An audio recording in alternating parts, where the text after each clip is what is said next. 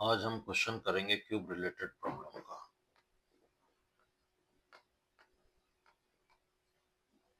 ठीक है,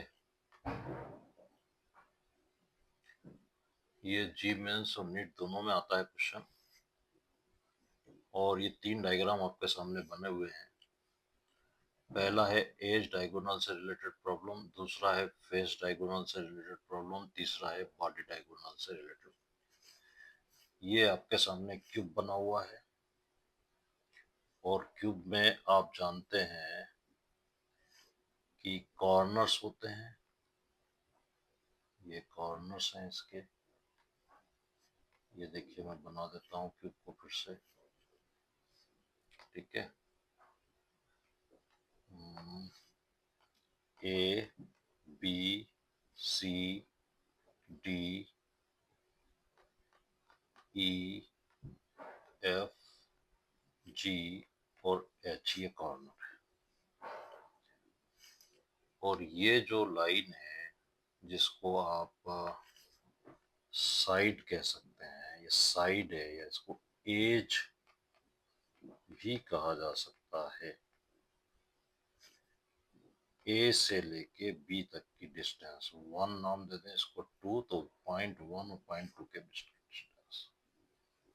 और ये शॉर्टेस्ट डिस्टेंस है दो पॉइंट के बीच। शॉर्टेस्ट डिस्टेंस वन और अब जो क्वेश्चन आएगा, find resultant resistance between A and B. Current यहाँ से एंटर किया और यहाँ से एग्जिट किया। तो ये पॉइंट ए है कॉर्नर, और ये कॉर्नर बी है, और ये वन है और ये टू है, और ये शॉर्टेस्ट डिस्टेंस है, इसलिए ये किससे रिलेटेड प्रॉब्लम है? Edge diagonal. इसको आप एज डायगोनल भी कह सकते हैं। तो हमें फाइंड आउट करना है आर ए बी। अगर ये आ जाए R E D, R E D, तो ये भी एज डायगोनल है, क्योंकि वन और टू शॉर्टेस्ट डिस्टेंस। एक से चले दो तक पहुंचे,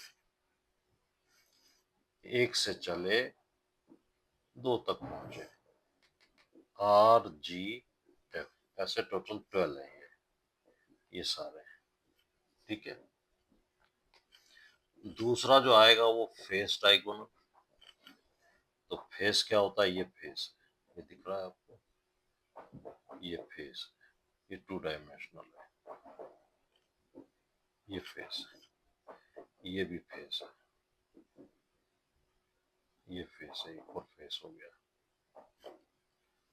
और फेस डायगोनल क्या है? ये फेस डायगोनल ए से सी।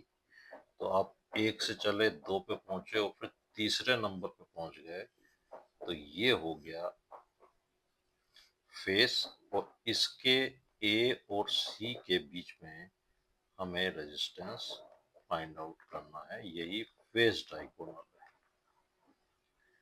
तो आप कंफ्यूज मत हो। 1 2 3,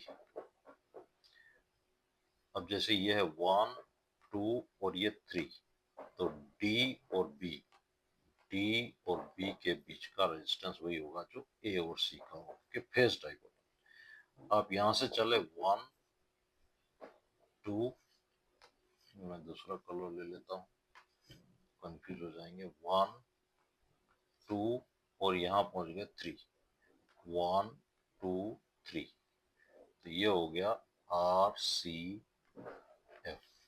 तो ये भी एक फेस डायगोनल। ये सारे जितने भी फेस डायगोनल है, 1 2 और 3, 1 से स्टार्ट करके 3 तक पहुंचे, ये सारे फेस डायगोनल। और अब बचा ये बॉडी डायगोनल। तो बॉडी डायगोनल जो है वो यहाँ से यहाँ तक का है, 1 2 3 और फोर्थ पॉइंट। ठीक है, ये हो गया आपका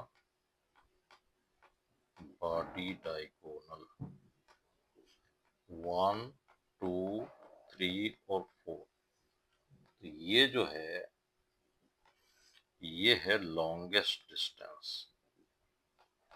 लॉन्गेस्ट डिस्टेंस, और ये कितनी है, आर ए डी, ए से डी तक, ये डी, यहाँ लिख देता हूँ डी। अब बी से चलेंगे तो B1 C2 D3, और ये हो गया आपका E, ये हो गया F। ठीक है, तो यहां से यहां तक अपोजिट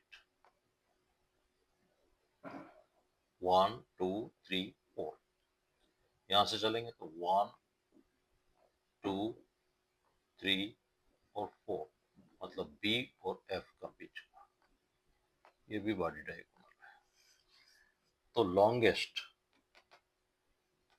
BF, ये इसलिए बता रहे हैं कि जरूरी नहीं कि आपको यहाँ से और यहाँ के बीच में ही रेजिस्टेंस पूछे। अगर सी डी के बीच में रेजिस्टेंस, नेट रेजिस्टेंस पूछे, करंट यहाँ एंटर किया, यहाँ एग्जिट किया, तो सी और डी के बीच में इक्विवेलेंट रेजिस्टेंस वही होगा जो ए और बी के बीच में। तो अगर ये समझ में आ जाए, शॉर्टेस्ट, ये मिड और ये लॉन्गेस्ट, तो याद करने में आसान रहेगा। अब हमने देखा कि एज डायगोनल,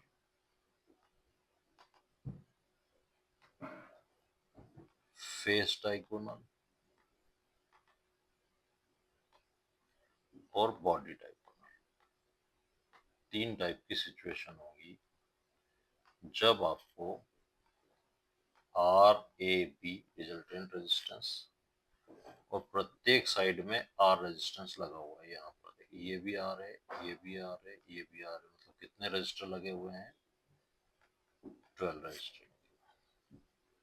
तो ए बी, ए सी और ए डी, ए बी, ए सी और ए डी फाइंड आउट करना है। ठीक है, ये हो गया आपका। अब इसको याद रखने के 2 तरीके हैं। पहला तरीका ये है कि आप शॉर्टेस्ट